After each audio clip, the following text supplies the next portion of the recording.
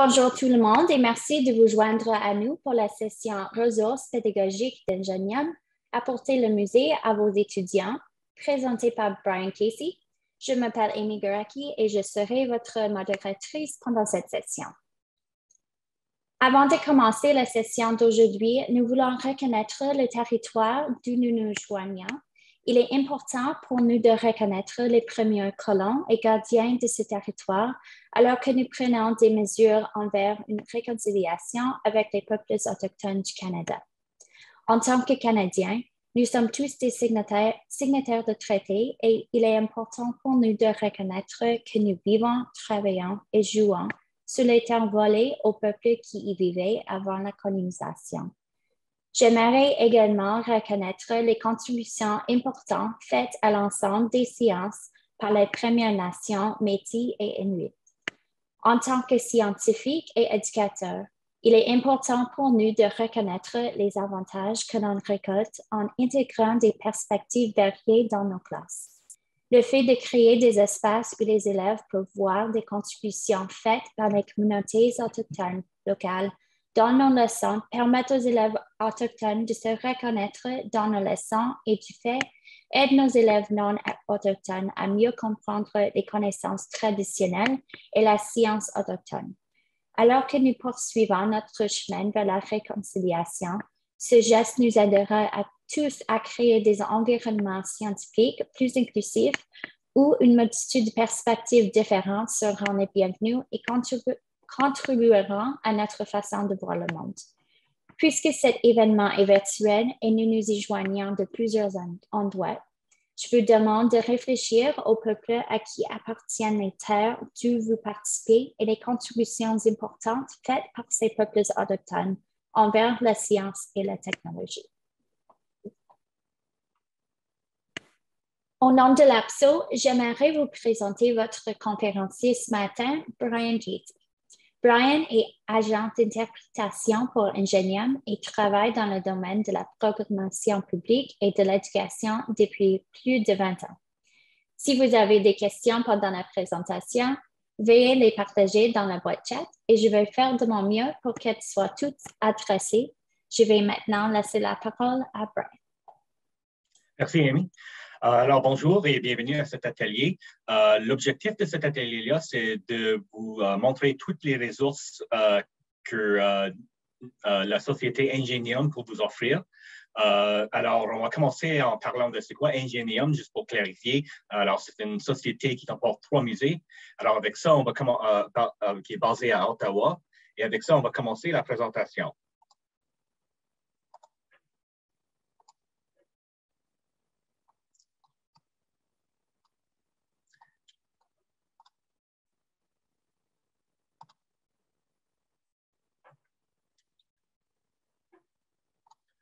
OK. Est-ce que tout le monde peut voir le premier diapo?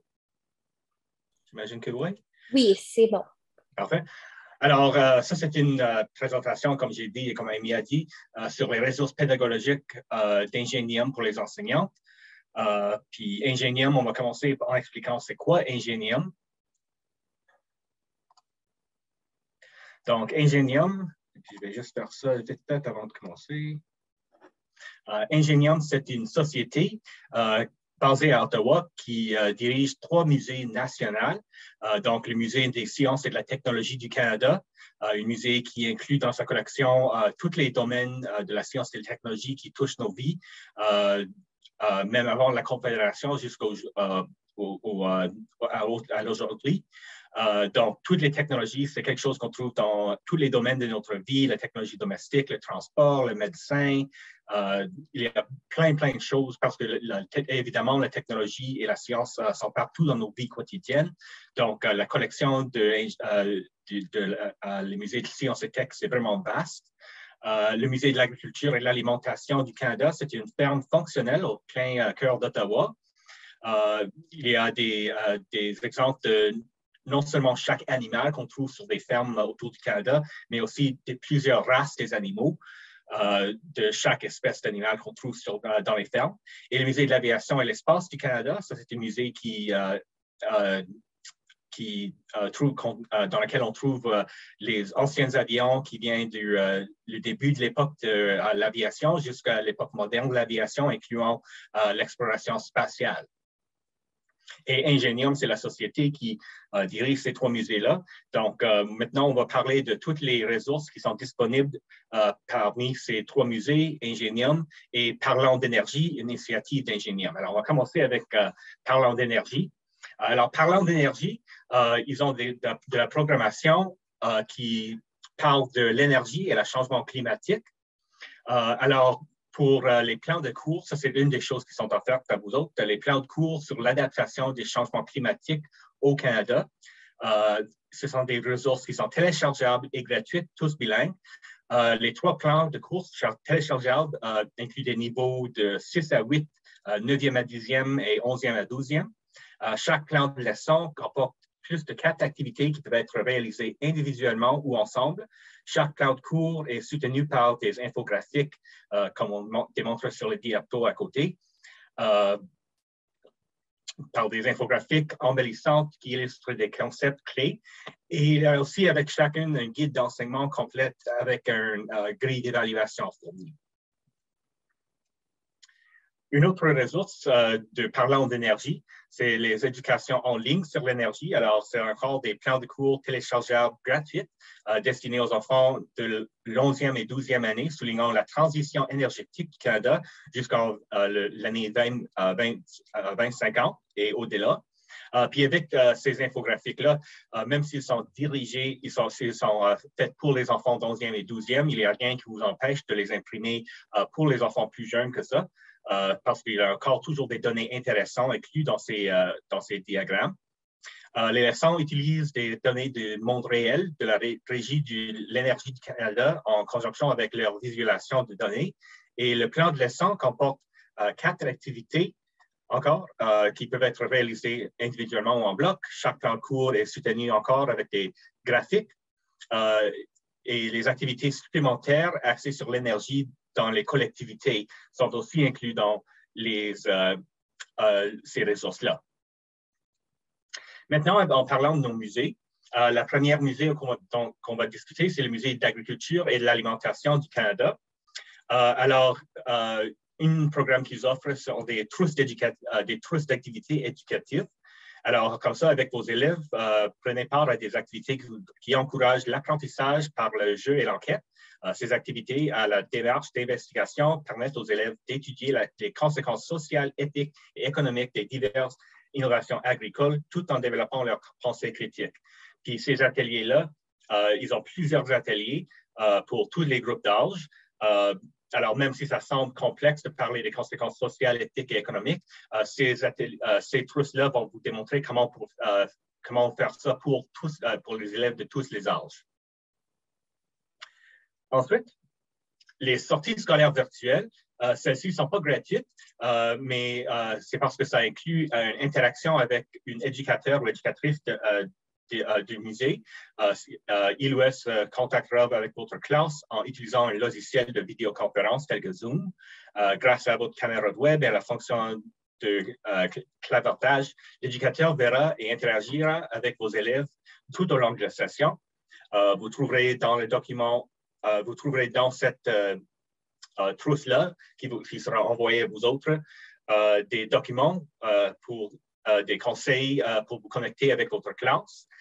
Puis nous communiquerons avec vous lorsque vous aurez effectué la réservation de ce programme-là. Alors, il faut réserver avec notre équipe ce programme pour fournir des informations sur l'installation et le matériel dont vous ou vos élèves aurez besoin pour participer pleinement au programme que vous avez choisi. Ensuite, maintenant, avec les autres musées dans notre société, on va procéder à le musée de l'aviation et l'espace. Alors, un des programmes qu'ils offrent, ce sont des exemples des différents programmes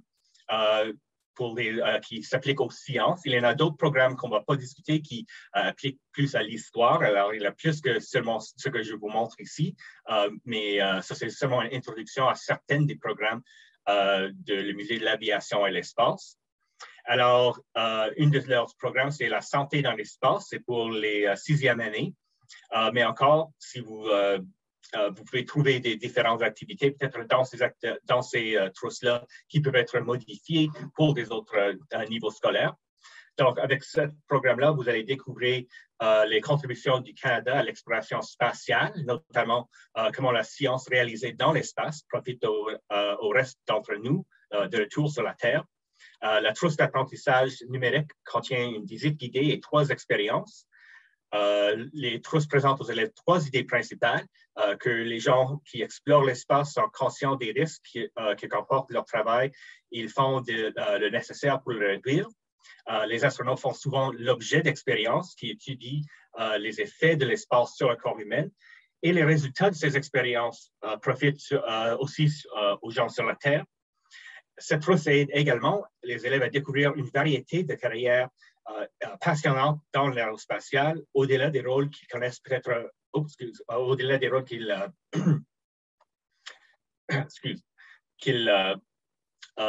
sont déjà au courant. Puis une série de 6 vidéos aussi dans lesquelles les astronautes canadiens retraités tels que Dave Williams et Robert Thirsk et l'astronaute David Saint-Jacques, qui sont tous les 3 médecins. Ils discutent les défis uniques que posent à la santé de la vie et le travail dans l'espace. Alors, ça c'est une de leurs ressources. Ils ont aussi des expériences fascinantes. Puis cette trousse-là contient beaucoup d'expériences. Il y a plusieurs expériences pour des enfants de tous les niveaux scolaires, de maternelle jusqu'à la 12e année. Il y a 5 expériences que vous pouvez faire avec cette trousse-là. L'écoulement de l'air, un vortex visqueux, du papier dans l'eau, une tornade dans une bouteille et l'effet Venturi. Et chaque expérience inclut des instructions, des liens avec des programmes d'études, des activités et encore plus. Ma combine, mon héroïne. Alors, un autre atelier qui est ciblé aux étudiants de 6e année. La combinaison EMU se compose de nombreuses parties, toutes fabriquées en différentes grandeurs pour pouvoir les assembler en fonction de la taille des astronautes. EMU, ça veut dire Extravehicular Mobility Unit, soit unité de mobilité extravéhiculaire en français. Donc, l'adjectif extravéhiculaire signifie à l'extérieur de la véhicule. Alors, en gros, la combinaison est un engin spatial personnel conçu pour protéger les astronautes des dangers de l'espace. Alors, cette ressource contient des informations sur les différentes parties d'une combinaison spatiale, ainsi que des expériences, des instructions pour fabriquer une combinaison, et encore plus. Maintenant, l'autre musée, c'est le Musée de la science et de la technologie du Canada. Alors, les sorties scolaires virtuelles, ça c'est une façon, évidemment, pendant la pandémie, qui permettent aux étudiants et leurs professeurs de visiter le musée et avoir des expériences muséales de façon virtuelle. Alors, c'est conçu pour des écoles et d'autres groupes. Puis les buts de cet atelier-là, c'est d'avoir des sorties qui sont intéressantes, divertissantes et éducatives. Les participants se connectent virtuellement avec un animateur du musée et entre eux, dans le confort et la sécurité de leur maison ou de leur école. Les programmes sont transdisciplinaires et abordent les liens entre la science, la technologie, la géographie, le design, les mathématiques, les études sociales et l'art. Des programmes adaptés aux groupes en offrant aux étudiants de nombreuses occasions de partager leurs connaissances et leurs points de vue et de faire des choix concernant leurs apprentissages. Ça permet une interaction sociale aussi entre les étudiants. L'apprentissage est participatif et ça comprend un engagement physique et cognitif. Ça met l'accent sur le développement de la culture scientifique et technologique et des applications dans la vie des étudiants. Et c'est aussi centré sur le développement et l'exercice des compétences transversales, autant que sur des contenus liés au curriculum. Puis nous employons une variété de stratégies pour communiquer les participants à nos programmes, des différentes stratégies telles que les contes, les chants, les danses, particulièrement pour les plus jeunes, des expériences, des jeux, des concours, des discussions et des démonstrations.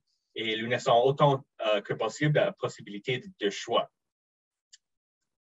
Alors, ces visites-là, pour ça, ce n'est pas gratuit, mais c'est encore quelque chose que vous pouvez faire avec vos étudiants. Encore avec quelques exemples des sorties scolaires virtuelles. Voici sur cette diapo-là, vous pouvez voir tous les quelques exemples des différentes sorties scolaires virtuelles que nous offrons. Donc, il y a plusieurs thématiques, la physique, l'espace, l'environnement, le dessin, la technologie. Et même sur le site web, c'est facile à trouver parce que le site web, ça offre des filtres. Donc, vous pouvez choisir des domaines spécifiques, des musées spécifiques et des sortes d'activités spécifiques, soit une visite guidée virtuelle, une trousse d'activités, etc. Donc, vous pouvez serrer tous les résultats que nous offrons selon vos besoins. Alors, deux programmes qui sont très populaires au musée. Évidemment, les locomotives sont extrêmement populaires, donc tout le monde à bord. C'est une programmation pour la technologie ferroviaire, les trains. Ce programme s'adresse aux tout petites. Comme vous pouvez voir sur le diapo, c'est pour des 18 mois jusqu'à des enfants de 5 ans, donc les maternelles. Alors, c'est pour plutôt des garderies, des préscolaires et les maternelles. Il a lieu dans notre zone de stockage de collection de locomotives et de wagons. Donc, le guide dans ce programme-là, il va montrer aux enfants des différents styles de locomotives et des wagons et indique leurs différentes parties. Et un jeu de rôle, des chants, des danses et 1 heure de conte complète ce programme et en font une expérience amusante et active pour des petites. Un atelier qui est pour une visite virtuelle pour les plus âgés. C'est observer le ciel nocturne. Celui-là, c'est pour des enfants de 6e à 10e année. Ce programme est présenté à travers une série de défis où les élèves testeront leurs connaissances et leurs compétences liées au ciel, le ciel nocturne, et aux observations du ciel. Le programme aborde les liens entre l'astronomie, la technologie d'observation spatiale, les interprétations historiques et culturelles du ciel nocturne et la capture des merveilles de l'espace dans l'art. Alors, ce sont seulement 2 exemples des programmes que nous offrons, mais comme j'ai dit, il y a plusieurs différents programmes, plusieurs douzaines de programmes qui sont offerts par le Musée de sciences et tech. Les trousses pédagogiques STEAM. Alors, ces ressources-là, ce sont des trousses qui sont envoyées à votre école. Il contient plusieurs matériaux. Il y a parfois des matériaux simples que vous aurez besoin de donner à vos étudiants, par exemple, peut-être des feuilles de papier, des choses que vous trouverez dans votre salle de classe ou chez la maison facilement. Donc, ces trousses-là sont pour des enfants du 6e à 8e année, mais ça pourrait toujours être adapté à des autres niveaux scolaires. Et ces trousses-là étaient adaptées avec le Centre des sciences d'Ontario.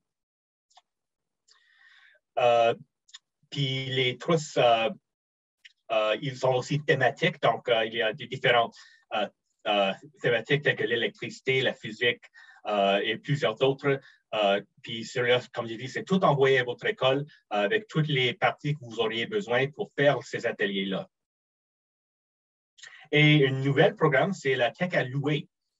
Alors, le Tech à louer, ce sont des trousses qui vous montrent comment fabriquer des circuits électriques.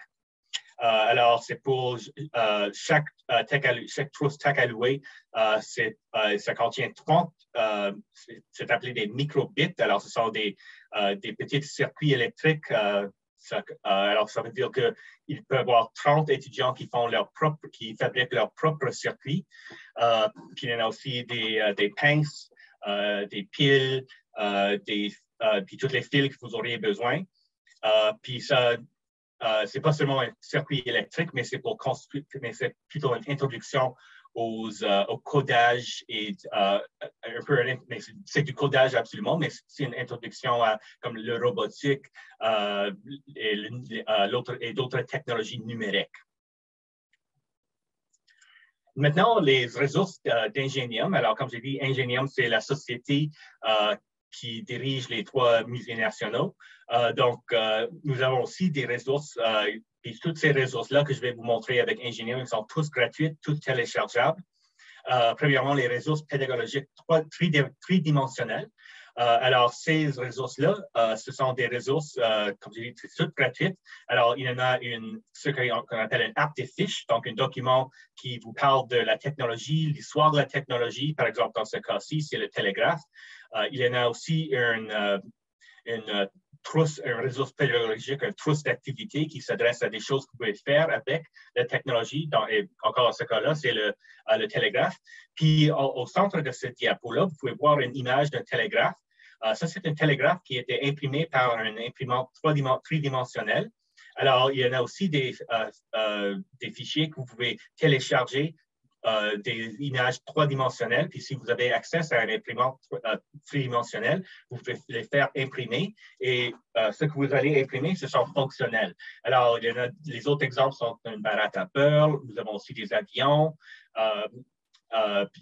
Il y a aussi une ancienne, ce qu'on appelle un zoétrope, donc une ancienne comment dire ça, une ancienne forme d'animation, de bande dessinée animée, qu'on peut dire. Alors, toutes ces choses-là, vous pouvez les imprimer, faire des activités avec vos étudiants qui sont reliées à la chose que vous avez imprimée en utilisant, et puis toutes ces choses-là sont les objets que vous allez imprimer sont tous basés sur des artefacts réels de notre collection que nous avez scannés puis traduites en fichiers trois-dimensionnels pour être imprimés. Une autre activité que nous offrons, c'est l'Institut d'été pour les enseignements à l'élémentaire. Nous avons récemment changé le nom de cet atelier-là parce que on a vu qu'on avait la pandémie, on a été obligés à l'offrir virtuellement tout au long de l'année. Donc maintenant, nous avons cet atelier-là, ces ateliers-là qu'on offre aux professeurs. Ce sont des ateliers qui durent environ 1 heure, pendant lesquels les enseignants sont montrés des expériences qu'ils peuvent faire, des différentes stratégies, des différentes suggestions de ce qu'ils peuvent faire pour faire des activités qui sont vraiment captivantes et engageantes avec leurs étudiants. On offre ces ateliers-là environ à chaque 3 mois. On les offre pendant de façon quotidienne pendant environ 2 semaines, environ 1 fois par saison. Mais aussi, ils sont disponibles en demande. Donc, si vous avez une journée de développement professionnel qui s'en vient, vous pourrez nous contacter sur le site web. Puis demander à nous autres si nous pouvons faire des ateliers pour vous autres selon les ateliers que nous avons déjà faits, qui sont tous disponibles. Alors, les titres et les descriptions bref de tous ces ateliers-là sont tous disponibles à notre site web. Alors, si vous avez l'intérêt à faire un atelier dans, par exemple, la salle de classe à l'extérieur, amener la science dans votre salle de classe, les mathématiques, la physique, il y a plusieurs ateliers que vous pouvez faire, que nous pouvons faire pour vous autres. Et aussi, maintenant, on veut qu'on veut promouvoir ces ateliers-là. Si vous voulez les faire, les premiers 3 professeurs qui nous contactent pour réserver, pour proposer une session avec nous autres, on va vous envoyer une trousse de cartes de jeu qui s'adresse à la prochaine diapo dont je vais discuter, les femmes en STEM. Alors, c'est un jeu de cartes que vous pouvez faire avec vos étudiantes. C'est juste une bonnie pour les premiers 3 professeurs qui enregistrent avec nous autres pour faire une journée de développement professionnel. Donc, si vous avez un groupe de 6 à 10 ou plus même, si c'est 30, ça ne nous dérangera pas. Mais si vous avez un groupe de peut-être 6 à 10 professeurs qui veulent faire une journée de développement professionnel, qui veulent faire un de nos ateliers, contactons-nous. Et quand j'ai dit les premiers 3 professeurs qui nous contactent, on va vous envoyer ce jeu de cartes-là pour les femmes en STEM. Et ensuite, les femmes en STEM, ça c'est une autre initiative que nous offrons. Alors, ça fait 5 ans presque qu'on fait cette initiative-là. Alors, les femmes en STEM, c'est quelque chose qui parle de l'inclusivité, la diversité et l'égalité dans les domaines de STEM. Alors, les ressources que nous offrons, parfois c'est difficile à parler et discuter des différentes problèmes qui s'adressent, des barrières qui s'adressent à la contribution des femmes dans... Je vais juste bouger cette boîte-là pour un instant. Alors, trop peu de femmes dans les STEM, problèmes contemporains de la participation des femmes dans STEM. Ce sont des ressources qui parlent, c'est les titres des ressources qu'on vous offre. Alors, ce sont des ressources qui vous donnent des consignes pour comment parler et communiquer avec vos étudiants les points salients de les femmes en STEM. Alors, quelles sont les barrières? Comment est-ce qu'on discute ça? Comment est-ce qu'on va approcher ces sortes de thématiques qui sont parfois difficiles à discuter avec un groupe d'enfants, même avec un groupe d'adultes, c'est parfois difficile à parler de ces thématiques-là. Donc, ces ressources-là vous donnent encore toutes les choses d'Ingenium. Les 3 dernières diaspos sont toutes gratuites, toutes en ligne, toutes disponibles en ligne. Alors, avec ça, vous pouvez trouver des trousses de ressources qui parlent de trop peu de femmes dans STEM, une autre qui est hier et aujourd'hui, qui examine comment la participation des femmes au fil du temps a changé. Une autre sur l'intersectionnalité et femmes en sciences, qui explore le genre et la science. Et une autre qui explore, qui est appelée Nos différences font notre force, qui parle de l'importance de la diversité et l'inclusivité dans les domaines STEM. Et ensuite, nous avons alors les images que vous voyez, ce sont des ressources. Les images avec la femme et le nom de la scientifique, ce sont des affiches que vous pouvez imprimer. Et avec ces affiches-là, il peut vous inspirer et s'en servir d'une source d'inspiration pour vos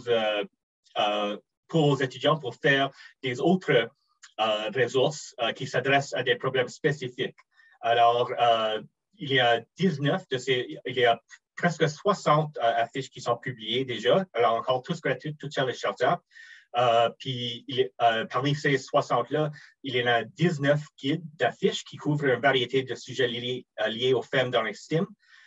L'innovation, la durabilité, collaboration, reconnaissance, défis mondiaux et pionniers, l'équité, les stéréotypes, les rôles de genre, identité et discrimination, le biais, le patriarcat, la sous-représentation et les attentes sociales, et aussi le racisme, l'intersectionnalité et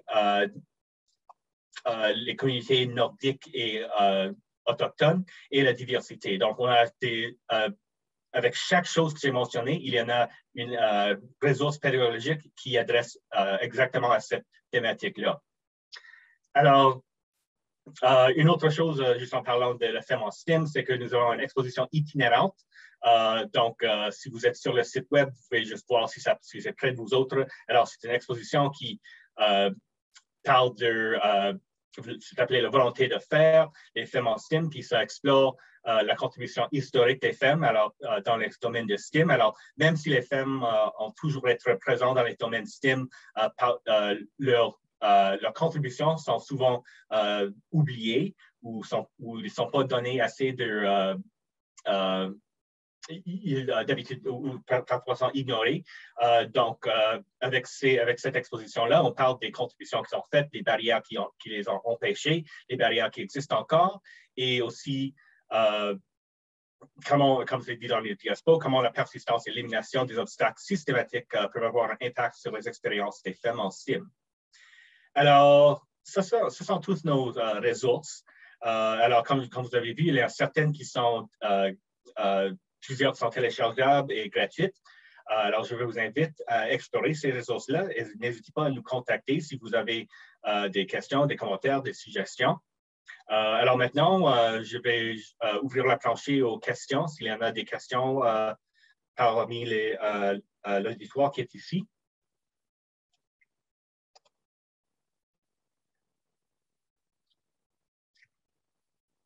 Alors, je ne sais pas si personne ont des commentaires à faire à propos de nos ressources?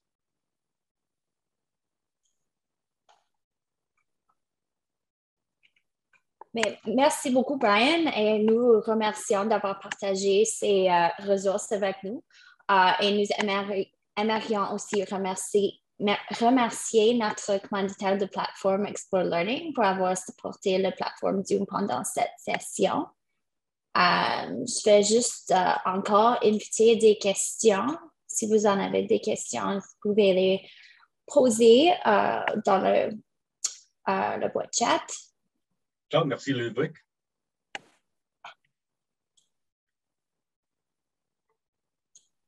J'espère que vous allez bien aimer explorer des ressources comme j'avais le plaisir de déjà explorer. Puis peut-être, vu qu'on a plus de temps à l'heure maintenant, peut-être que je peux juste montrer vite fait comment on fait une recherche sur notre site web pour trouver les ressources que vous désirez. Pas de problème. OK, alors on va faire ça.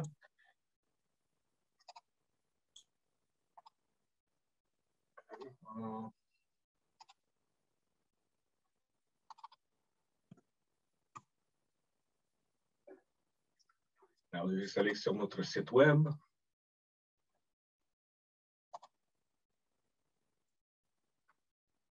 Alors, comme vous allez voir, c'est pas mal facile. On va juste attendre que le site web s'ouvre. Et voilà. Et on va le faire en français.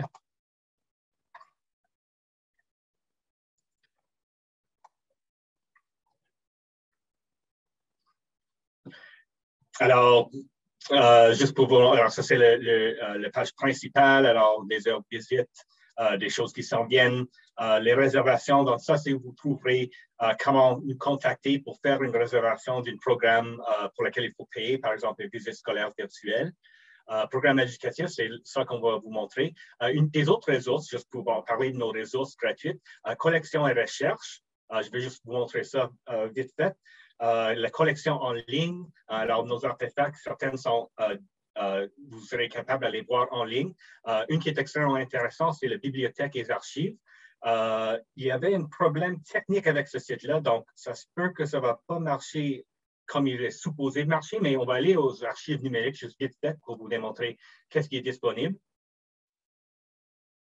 Alors, ça, c'est une ressource encore, c'est gratuite, téléchargeable. Nous offrons des images de notre collection que vous pouvez utiliser dans les leçons scolaires ou juste pour décorer votre salle de classe même.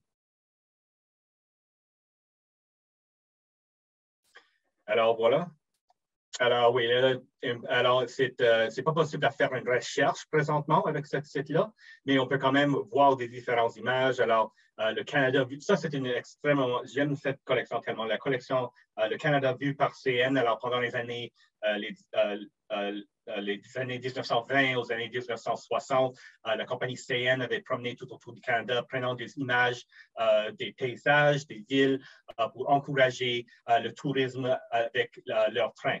Alors, ça, c'est une collection, si on peut l'ouvrir, j'espère. Alors, quand même, si vous retournez ici, oui, alors, ça, malheureusement, ça ne fonctionne pas présentement, mais vous pouvez... Oh, oui, alors, ça ne fonctionne pas présentement, mais ici, vous pouvez cliquer sur cette image-là. Ça va vous amener à la collection CN. Vous pouvez voir, comme j'ai dit, des images de plusieurs villes autour du Canada. Donc, si vous habitiez à Toronto, vous pouvez voir des images de le développement de Toronto parmi les différentes années. Mais on va retourner aux ressources, les programmes éducatifs. Donc, on va cliquer là-dessus.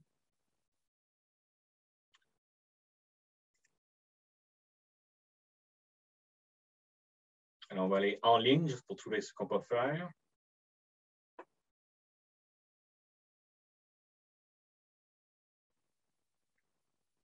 Alors, c'est juste pour vous montrer les filtres ici.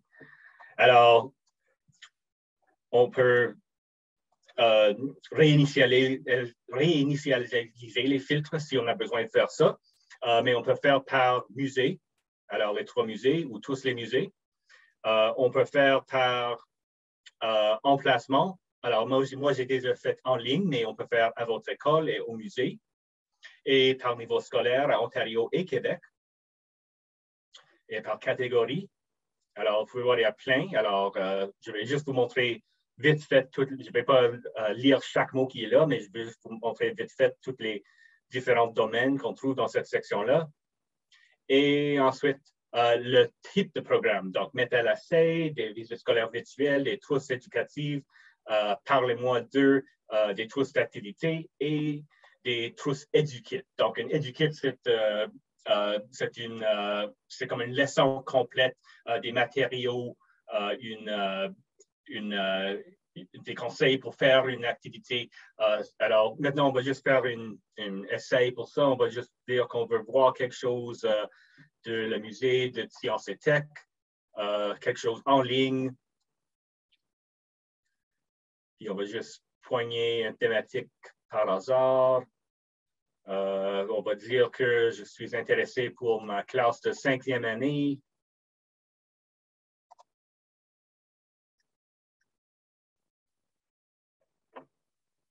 Alors, peut-être moi, je cherche pour quelque chose de général.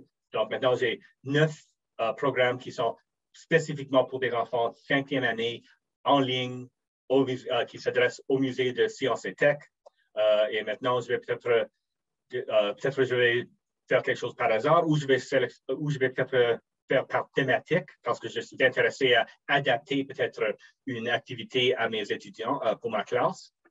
Alors, j'ai une classe de 3e année. Je vais faire quelque chose dans l'énergie, donc je vais sélectionner une activité d'énergie, même si ce n'est pas pour les étudiants de 3e année, je vais l'adapter pour des enfants plus âgés. Alors maintenant, j'ai 12 pour l'électricité, pour l'énergie. J'ai 12 différentes activités. Je vais aller voir peut-être celui-là, la physique de l'énergie.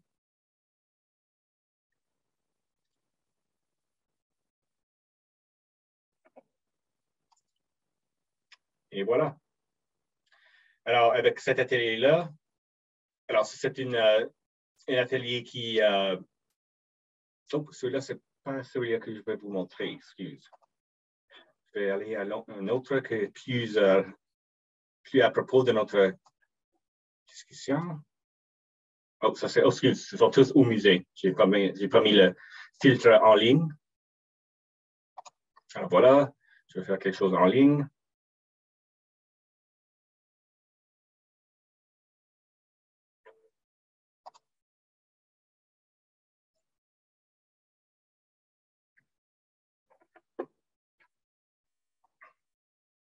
Alors voilà. Alors maintenant, je peux le télécharger.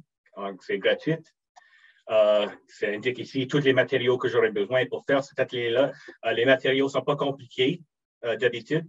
Celui-là, c'est de construire, le but de cet atelier-là, c'est de construire un circuit électrique avec du pâte. Et vous pouvez faire des choses. Alors, comme vous voyez ici, il y en a 2 différentes couleurs de pâte qu'ils ont faites. Un, c'est un isolant, l'autre, c'est un conducteur.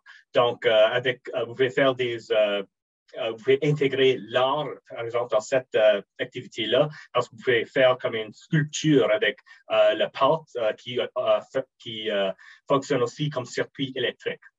Alors, comme vous voyez, c'est assez facile à explorer. Il y a des centaines de ressources sur notre site web. Donc, vous pouvez explorer ce site web pour vous inspirer avec des nouvelles idées.